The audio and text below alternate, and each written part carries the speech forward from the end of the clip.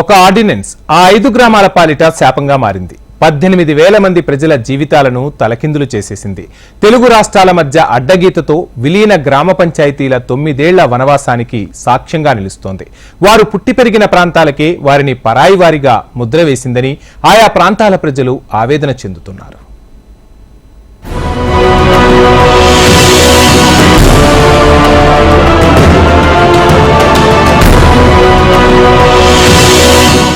ఆంధ్ర తెలంగాణ సరిహద్దులో ఉన్న 5 గ్రామ పంచాయతీలు ఇప్పుడు తెలుగు రాష్ట్రాల్లో హాట్ టాపిక్గా నిలుస్తున్నాయి. ఈ 5 గ్రామ పంచాయతీలు ఆంధ్రాలో కలిసిన తర్వాత భద్రాచలంతో తమకున్న బంధం తెగిపోయిందని చాలా రోజులుగా ఆవేదనకు గురవుతున్నారు. 5 గ్రామ పంచాయతీలు 18,000 జనాభా ఉన్నటువంటి ప్రాంతం ఏదైతే ఉందో అది మరలా తెలంగాణలో కలవాలని చాలామంది కోరుకుంటున్నారు. ప్రస్తుతం అసలు ఆ గ్రామాల్లో ఉన్న పరిస్థితి ఏంది, ఆ 5 గ్రామ పంచాయతీలు విలీన గ్రామ పంచాయతీల్లో ఉన్నటువంటి ప్రజలు ఏం కోరుకుంటున్నారు, తెలుగు రాష్ట్రాల ముఖ్యమంత్రులు భేటీ నేపథ్యంలో ప్రస్తుతం ఆ గ్రామాల్లో ఎటువంటి చర్చ నడుస్తుంది తెలుసుకునే ప్రయత్నం చేద్దాం గ్రౌండ్ రిపోర్ట్లో. ఏపీ పునర్విభజనతో సరిహద్దు ప్రాంతాల ప్రజల్ని కష్టాలు వెంటాడుతున్నాయి. విభజన అనంతరం విలీనం పేరుతో 7 మండలాలు ఏపీలో కలవగా వాటితో పాటు ఏపీలో చేర్చిన 5 గ్రామ పంచాయతీల పరిస్థితి దారుణంగా తయారైంది.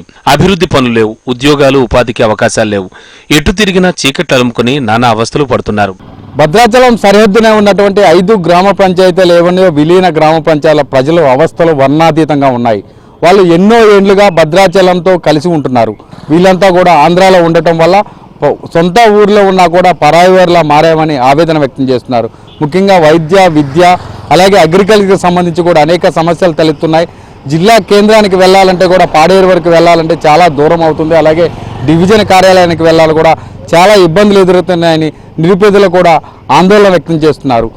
తెలంగాణ ఏర్పాట్లో భాగంగా ఏపీ తెలంగాణ విభజనలో భాగంగా 7 ముంపు మండలాలు ఏపీలో కలిశాయి. పోలవరం ముంపు ప్రాంతాలను ఆంధ్రలో కలుపుతూ ఆర్డినెన్స్ కూడా అమలైంది. దీంతో పాటు ఎట్టపాక, పురుషోత్తంపట్నం, కన్నాయిగూడెం, గుండాల, పిచ్చుకలపాడు పంచాయతీలను ఏపీలో కలిపారు. భద్రాచలం ముంపు నుంచి బయటపడడానికి కరకట్ట నిర్మాణం పెంచడానికి ఈ 5 గ్రామ పంచాయతీల్లోని భూముల అవసరం ఏర్పడింది. దీంతో ఈ 5 విలీన పంచాయతీలను ఆంధ్రప్రదేశ్లో కలిపేశారు. అయితే ఆ సమయంలో భౌగోళిక అధ్యయనం చేయలేదని ఆరోపణలు వెల్లువెత్తుతూనే ఉన్నాయి. రాత్రికి రాత్రే వెలువడిన విభజన ఆర్డినెన్స్తో తమ విలీన గ్రామాలు అంధకారంలో పడిపోయాయి అంటున్నారు స్థానికులు. తెలంగాణలో భద్రాచలంలో కంబాలపాడు, శిల్పినగర్, చప్పుడు దిగువ 3 కాలనీ వాసులు ఇక్కడ కరకట్ట నిమిత్తం ఇచ్చారు. మా గతంలో అయితే ఇది తెలంగాణలో ఉన్నప్పుడు ఈ కాలనీ అన్ని సదుపాయాలు బాగానే ఉన్నాయి. తర్వాత ఆంధ్రాకి వెళ్ళిపోయాక కనీసం చిన్న సర్టిఫికేట్, ఒక రేషన్ కార్డు కావాలన్నా, ఒక క్యాస్ట్ సర్టిఫికేట్ కావాలన్నా, దేనికైనా మనం ఎటపాక అటు నెల్లిపాక వెళ్లాల్సిన పరిస్థితి. అలాగే చిన్న పోలీస్ స్టేషన్లో చిన్న కేసు అయినా రంపచోడవరం వెళ్ళాలి. పక్క లైన్లో గోదావరి పంపు ఉంది, మాకు గోదావరి నీళ్ళు లేవు. మేము ప్రతి ఒక్కరు కూడా గోదావరి నీళ్ళకి వెళ్ళాలంటే తెలంగాణలోకి వెళ్ళి ఒక టిన్ను 30 రూపాయలు 20 రూపాయలు పెట్టి కొనుక్కుని తాగే పరిస్థితి. మాకు విభజన జరగకముందు పురుషోత్తపట్నం వరకు పైప్ లైన్ వెళ్ళే అవకాశం ఉంది. మరి ఈ పైప్ లైన్ ని కూడా ఆపేసి ఇప్పుడు కూడా ప్రజెంట్ చాలా మంది ఓటర్స్, భద్రాచలం ఓటర్సే, తెలంగాణ ఓటర్సే వీళ్ళందరూ కూడా. ఎందుకంటే శిల్పినగర్, కంబలపాడు, చప్పా దిగువ, ఈ ముదిరాజు బజార్ ఏరియా వాళ్ళందరూ కూడా ఈ కాలనీలోనే ఉన్నారు. వీళ్ళందరూ కూడా ప్రజెంట్ 75% భద్రాచలం ఓటింగ్సే, తెలంగాణ ఓటింగ్సే. మరి నాయకులు మరి ఏ పిచ్చోడి చేతిలో రాయిలాగా చేసి ఈ యొక్క విభజన అనే విధానాన్ని వెనక్కి నొక్కి ప్రజల సౌకర్యాలను ముందు దిగజార్చారు. అక్కడి నుంచి తీసుకొచ్చిన కాడి నుంచి ప్రతి ఒక్కటి భద్రాచలంకి వెళ్ళడానికి వాటర్ కానీ, నీటి కొలత కానీ, కాలువలు కానీ ఏది కూడా సౌకర్యం లేదు. ఒక అద్దుమానంగా తయారైంది. ఒక హాస్పిటల్ కానీ, ఒక స్కూల్ కానీ ఏ పరిస్థితుల్లో ఏమీ లేదు. మమ్మల్ని తీసుకెళ్ళి తెలంగాణలో కలపాలి 5 మండలాలను కోరుతున్నాం. ప్రస్తుతం ఈ 5 గ్రామ పంచాయతీలకు జిల్లా కేంద్రంగా ఉన్న పాడేరుకు వెళ్లాలంటే 370 కిలోమీటర్లు, డివిజన్ కేంద్రంగా ఉన్న రంపచోడవరం వెళ్లాలంటే 170 కిలోమీటర్లు వెళ్లాల్సిన పరిస్థితి నెలకొంది. మరోవైపు ఇక్కడి ప్రజలకు అత్యవసర సేవల కోసం అంబులెన్స్ అయినా, ఫైర్ సర్వీస్ అయినా కూడా 60 కిలోమీటర్ల నుండి రావాల్సిన పరిస్థితి. ఇక గోదావరి వరదల సమయంలో తమ పరిస్థితి అత్యంత దయనీయమని స్థానికులు ఆవేదనకు గురవుతున్నారు. ఈ ప్రాంతంలో ఉన్నటువంటి 5 గ్రామ పంచాయతీలు కూడా తెలంగాణ ప్రాంతానికి అనుసంధానంగా ఉండాలనేదే మా ఆకాంక్ష. కానీ విభజన చేసిన సందర్భంలో అస్తవ్యస్తంగా విభజన చేసి ఈ ప్రాంతాలను మొత్తం ఆంధ్రాలో కలపటం వల్ల మాకు విద్యకు దూరమైంది, వైద్యానికి దూరమైంది, ఉపాధికి దూరమైంది. ఇక్కడ ఉన్నటువంటి రైతాంగానికి కూడా వాళ్ళకి రావాల్సినటువంటి సబ్సిడీ విత్తనాలు కావచ్చు, ఎరువులు కావచ్చు, పంట అమ్ముకోవడానికి కూడా గత్యంతరం లేని పరిస్థితి ఉంది. ముఖ్యంగా ఈ ప్రాంతంలో వరదలు వచ్చినప్పుడు, పోలవరం బ్యాక్ వాటర్ వచ్చినప్పుడు అనేక వరదలు వచ్చి ఈ ప్రాంతాలు మొత్తం కూడా జలమయమైతే ఈ ప్రాంతాన్ని కాపాడటం కోసం ఆంధ్ర అధికారులు అసలు ఎంత వరద వస్తుందో అనేటువంటి సమాచారం కూడా ఇవ్వనటువంటి గత్యంతర పరిస్థితిలో ఇక్కడున్న ప్రజలు బిక్కుబిక్కుమంటూ అల్లో లచ్చన అంటూ అఘోరంగా ఆ భయంగా జీవించినటువంటి పరిస్థితి.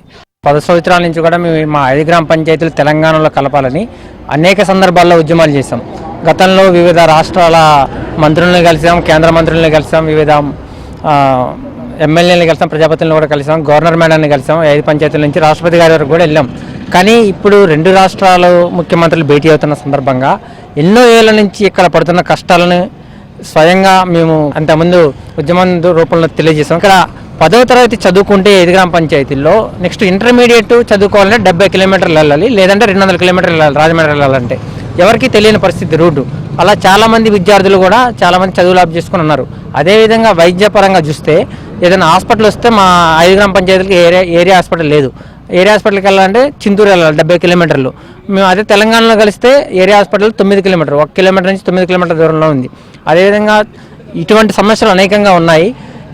ఇప్పటికైనా కానీ దయచేసి ఇటు తెలంగాణ ప్రభుత్వం నుంచి ప్రపోజల్ ఉన్నందున ఆంధ్ర ముఖ్యమంత్రి చంద్రబాబు నాయుడు గారు చాలా పెద్ద మనసుతోటి మా 5 గ్రామ పంచాయతీలు తెలంగాణలో కలిపేందుకు ఒప్పుకొని కృషి చేస్తారని మేము వేడుకుంటున్నాం. స్థానికత సమస్యతో ఉద్యోగాలు లేక ఉపాధి అందక 5 గ్రామాల యువత కూలి పనులు చేసుకుంటూ జీవనం గడుపుతున్నారు. తెలంగాణలో తమను కలపాలని 9 ఏళ్లుగా నిరసనలు, ఆందోళనలు చేస్తూనే ఉన్నారు. రాష్ట్రం విభజన అనంతరం నుంచి ప్రధానంగా తలెత్తిన సమస్య విద్యార్థుల స్థానికత.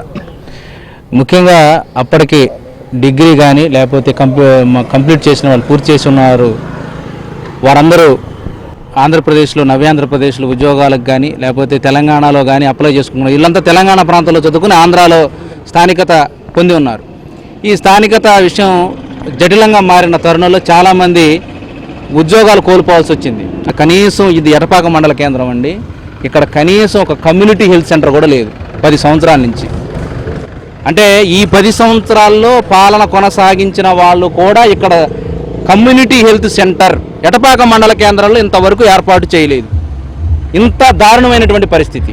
ఇప్పటికే ఈ 5 విలీన గ్రామ పంచాయతీలను తెలంగాణలో కలపాలని మంత్రులు తుమ్మల, బీజేపీ నేత పొంగులేటి సుధాకర్ రెడ్డి, మాజీ ఎమ్మెల్యే పోడెం వీరయ్య ప్రభుత్వం దృష్టికి తీసుకెళ్లారు. తెలంగాణ, ఆంధ్రప్రదేశ్ సీఎంలు విభజన సమస్యలపై చర్చించేందుకు భేటీ అవుతుండటంతో ఈ 5 గ్రామ పంచాయతీల విలీనం డిమాండ్కు బలం చేకూరుతోంది. భద్రాద్రి రామయ్యకు సంబంధించి చరిత్రలో ఉన్నటువంటి ప్రాంతాలన్నీ కూడా ప్రస్తుతం ఆంధ్రప్రదేశ్లో ఉండటాన్ని తీవ్రంగా వ్యతిరేకిస్తున్నారు. వాళ్ళంతా కూడా తెలంగాణలో కలవాలి, భద్రాచలం డివిజన్లోకి తామంతా వెళ్ళాలని చెప్పేసి వాళ్ళంతా కూడా కోరుకుంటున్నారు.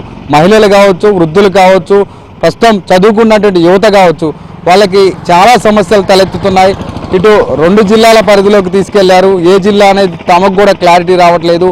మండలాలకు సంబంధించి కూడా చాలా ఇబ్బందులు ఎదురవుతున్నాయని వాళ్ళంతా కూడా ఆందోళన వ్యక్తం చేస్తూ తమకు మాటిచ్చారు. త్వరగతిన తమను తెలంగాణలో కలపాలని వాళ్ళంతా కూడా కోరుకుంటున్నారు. ఇది ఇక్కడ పరిస్థితి. గణేష్ కిరణ్, విలీన గ్రామ పంచాయతీలు.